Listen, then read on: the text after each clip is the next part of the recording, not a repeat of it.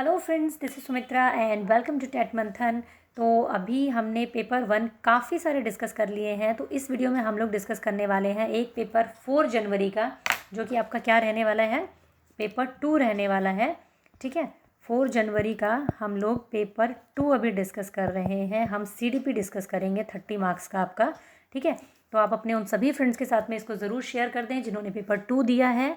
ठीक है, और वीडियो को लाइक ज़रूर कर दें। इसके अलावा मैं आप लोगों के लिए एक प्लेलिस्ट प्रिपेयर कर चुकी हूँ ऑलरेडी, जिसमें कि आपकी सारी की सारी जो आपकी आंसर कीज़ है वो मैंने एक प्लेलिस्ट में बिल्कुल सीक्वेंस में डेट वाइज डाल दी है। तो जिसको भी अपने आंसर की चेक करनी हो आप प्लीज़ प्लेलिस्ट में जाके चेक करें, क्योंकि जो आंसर कीज़ मैं ऑलरेडी डाल चुकी हूँ उसके लिए भी आप लोग मुझे मैसेजेस कर रहे हैं कि ये वाली करवाइए। तो मैं ऑलरेडी उनको करवा चुकी हूँ, आप प्लीज़ उनको जा करके चेक करें आपकी जो प्लेलिस्ट है उसमें। ठीक है, फर्स्ट क्वेश्चन क्या है, निम्नलिखित में से कौन सा सुविधाहीन और वंचित समूह के शिक्षार्थियों को शामिल करने में बाधा उत्पन्न करेगा। मैं सिर्फ आंसर बता करके चलूंगी क्योंकि आप लोग सिर्फ वही देख रहे हैं। क्वेश्चन नंबर 1 का हो जाएगा आपका 4, यानी कि गैर प्रासंगिक सामग्री। नेक्स्ट है आपका अधिगम की प्रक्रिया में शर्मिंदगी क्या है, डैश है। अधिगम की प्रक्रिया में शर्मिंदगी क्या है, हानिकारक है, यानी कि 2 का हो जाएगा 3 आपका। क्वेश्चन नंबर 3 है आपका राष्ट्रीय शिक्षा नीति 2020 में प्रस्तावित क्या है कि मानकीकरण यानी स्टैंडर्डाइजेशन से हमें फ्लेक्सिबिलिटी की तरफ जाना चाहिए। तो 3 का आंसर क्या हो जाएगा आपका 3 हो जाएगा। जिसका भी ये पेपर है बहुत अच्छा आपने एग्जाम किया है, बहुत अच्छा पेपर आपने अटैम्प्ट किया है। छात्रों के समस्या समाधान कौशल को बढ़ाने के लिए निम्नलिखित में से कौन सी एक अच्छी रणनीति है, ये पूछा गया है आपसे। तो अच्छी रणनीति क्या है, एक अच्छी रणनीति है ऐसी स्थितियां बनाएं जिसमें ज्ञान के अनुप्रयोग की मांग की गई हो, यानी कि आपके नॉलेज को यूज़ करने की बात हो, जहाँ पे 4th का क्या हो जाएगा 3 हो जाएगा आपका। क्वेश्चन नंबर 5, अधिगम को डैश के बजाय डैश की ओर निर्देशित करना चाहिए, रटने की बजाय समझने की ओर निर्देशित करना चाहिए। 5th का हो गया फर्स्ट आपका। क्वेश्चन नंबर 6 आपका आपके सामने है, प्याजे के अनुसार आनुवांशिक रूप से क्रमादेशित जैविक परिवर्तनों को का होना क्या कहलाता है। तो इसको हम कहेंगे मैच्योरेशन। 6 का आपका आंसर क्या हो गया 3 हो गया। क्वेश्चन नंबर 7 क्या है, क्वेश्चन नंबर 7 ये है कि शिक्षकों द्वारा विविध शैक्षणिक गतिविधियों शैक्षणिक रणनीतियों के उपयोग से निम्नलिखित में से किसके समावेशन में मदद मिलेगी। तो सभी छात्रों के समावेशन में मदद मिलेगी अगर हम विभिन्न तरीके की गतिविधियां करेंगे। तो फर्स्ट हो जाएगा 7th का आंसर आपका। नेक्स्ट है आपका क्वेश्चन नंबर 28। क्वेश्चन नंबर 28 ये है कि हार्वर्ड गार्डनर जो है उन्होंने बुद्धि के कई अलग अलग प्रकार दिए हैं। क्वेश्चन नंबर 8 का फर्स्ट आंसर हो जाएगा। नेक्स्ट है आपका क्वेश्चन नंबर 9, अधिगम के संदर्भ में निम्नलिखित में से कौन सा कथन सही है, यानी कि लर्निंग के मामले में कौन सा कथन सही है। सार्थक गतिविधियों में भाग लेने पर छात्र सबसे अच्छा सीखते हैं। 4th का आंसर हो गया, 9th का आंसर हो गया आपका 4th। क्वेश्चन नंबर 10 की अगर हम बात करें, क्वेश्चन नंबर 10 क्या कहता है, जेंडर तटस्थ भाषा का प्रयोग, यानी जो जेंडर न्यूट्रल लैंग्वेज अगर यूज़ की जाए और एक सामाजिक संरचना होने पर चर्चा करने पर क्या होंगे आपके जेंडर रूढ़िवादिता को चुनौती मिलेगी। ठीक है, जब आप जेंडर न्यूट्रल भाषा का प्रयोग करेंगे बिल्कुल, तो 10th का क्या हो जाएगा आपका 3 हो जाएगा। 11 नंबर क्वेश्चन क्या है आपका, 11 नंबर क्वेश्चन ये है कि विविध पृष्ठभूमि के बच्चों को सीखने के लिए सुविधा के लिए शिक्षक द्वारा डैश का पालन किया जाना चाहिए। तो विभेदित निर्देशात्मक शैलियाँ जो है, इंडिविजुअलाइज्ड एजुकेशन प्लान जो होता है जिसको हम कहते हैं, उसका प्रयोग किया जाना चाहिए। 11 का आंसर आपका हो गया 1। नेक्स्ट है क्वेश्चन नंबर 12। क्वेश्चन नंबर 12 क्या कहता है, लेव वाइगोत्स्की के अनुसार निम्नलिखित में से कौन से सांस्कृतिक उपकरण के उदाहरण है जो हमारे कामकाज में सहायता और परिवर्तन करते हैं। तो देखो, वैसे देखा जाए तो वाइगोत्स्की ने सिर्फ भाषा को एक बहुत बड़ा हमारा टूल बताया है, बट ये एग्जामिनर ने पता नहीं क्या सोच के ये सारे टूल दे रखे हैं। तो देखो, इसका आंसर अगर हम स्कीमा को बिल्कुल एक्सक्लूड कर देते हैं, क्योंकि हम स्कीमा को क्या करते हैं, प्याजे से रिलेट करते हैं। ठीक है, लेकिन टूल तो हमारे लिए स्कीमा भी काम करता है। ठीक है, टूल का काम तो स्कीमा भी करता है, बट लेव वाइगोत्स्की का बात सुनकर हम अगर इसको एक्सक्लूड कर देते हैं तो इसका आंसर फिलहाल हम 2 मान के चलेंगे, लेकिन फिर भी आप इसमें स्टार लगा के रखें। इसका आंसर ये चारों भी हम दे सकते हैं, और देखने में अगर देखा जाए तो इसका आंसर वाइगोत्स्की ने सिर्फ भाषा को सबसे बड़ा टूल बताया है। तो हम इसका आंसर फिलहाल एक बार स्टार मार्क करके, और फिलहाल के लिए हम इसका आंसर मान के चलेंगे मानचित्र, कैलकुलेटर और भाषा। ठीक है, 12 हो गया। क्वेश्चन नंबर 13 क्या है आपका, क्वेश्चन नंबर 13 ये है कि ऐसी परिस्थितियां डैश महत्वपूर्ण है जहां छात्र लंबे समय तक डैश श्रोता होते हैं। ऐसी परिस्थितियों को टालना महत्वपूर्ण है जहां छात्र जो है लंबे समय तक निष्क्रिय श्रोता बने रहें, क्योंकि बच्चों का एक्टिव होना बहुत ज़रूरी है। तो क्या हो गया 14 का आपका 4 हो जाएगा, बाकी ऑप्शन उल्टे हैं इसमें। ठीक है, क्वेश्चन नंबर 14 क्या है आपका, क्वेश्चन नंबर 14 को अगर हम देखें, लेव वाइगोत्स्की द्वारा निम्नलिखित में से किस शैक्षणिक सिद्धांत की वकालत नहीं की जाएगी। तो 13 का 4 हो गया, आपने देख लिया होगा ना।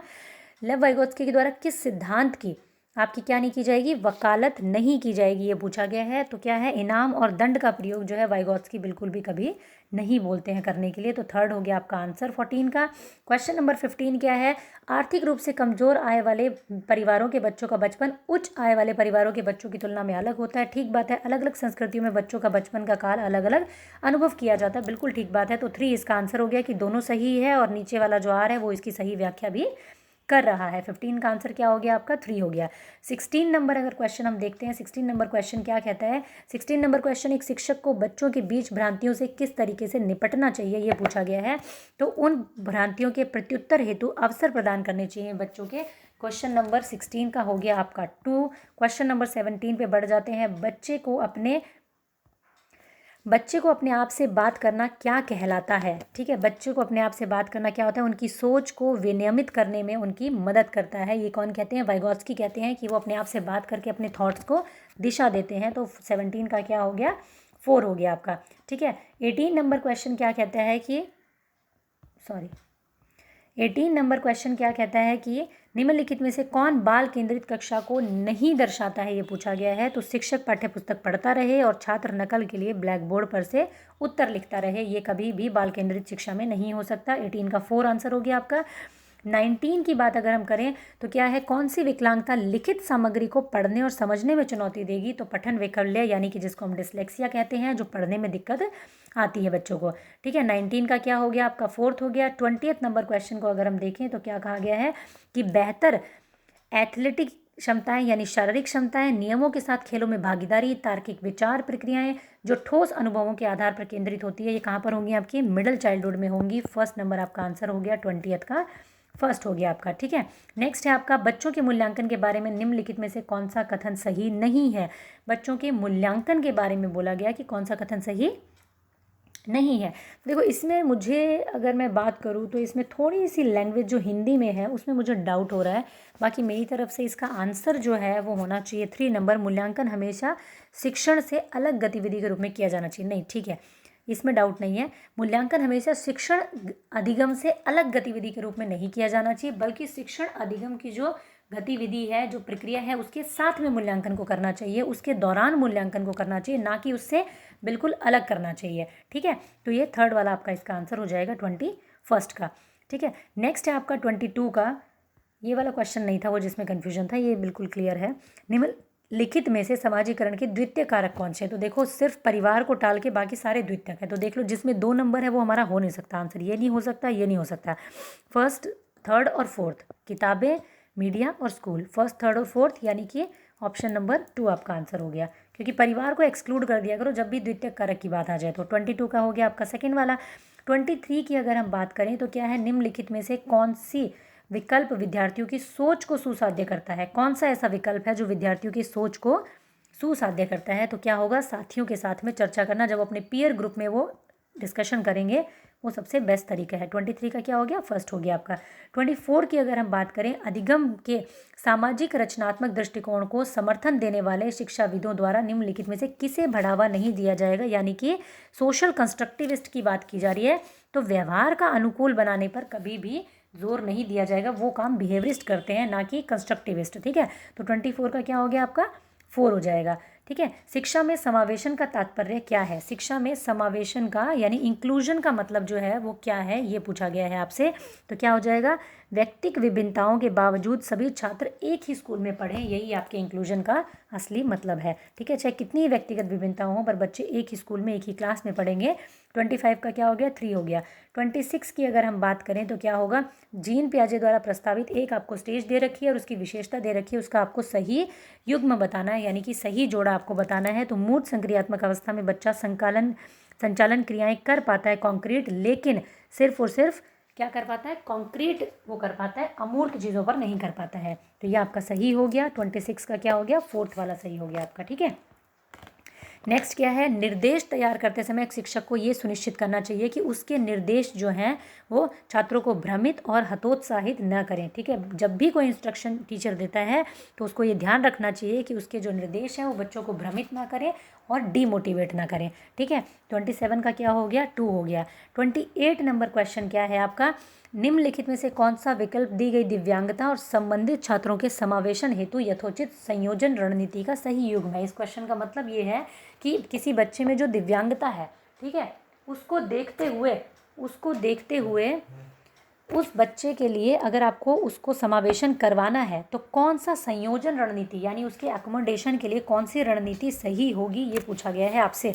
ठीक है, कौन सी रणनीति सही होगी ये पूछा गया आपसे। ठीक है, तो 28 का आपका आंसर क्या हो जाएगा? 4। गतिमान दिव्यांगता भूतल पर कक्षाओं का प्रावधान करना।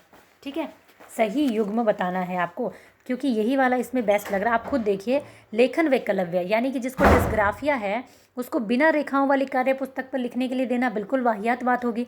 दृश्य बाधित जो बच्चा है उसको अगर आप सांकेतिक भाषा का प्रयोग करेंगे तो ये बिल्कुल ही बेमतलब की बात है।